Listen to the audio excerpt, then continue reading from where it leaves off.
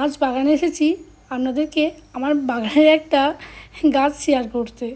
এই গাছটা আমার কাছে একটা আশ্চর্যতম ঘটনা, কারণ আমি এই গাছটা লাগিয়েছিলাম মটরশুঁটির বীজ থেকে। আর দেখতেও মটরশুঁটির মতোই হয়েছে গাছটা, দেখুন। কিন্তু ফুলগুলো যখন ফোটা শুরু করলো আমি পুরো অবাক হয়ে গেছি যে এত কালারিং ফুল দেখে।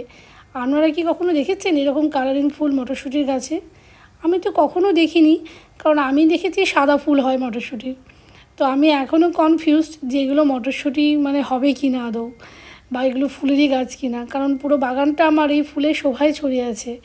আর অনেক মৌমাছি আর ভালো বেশ গন্ধও আছে ফুলগুলো।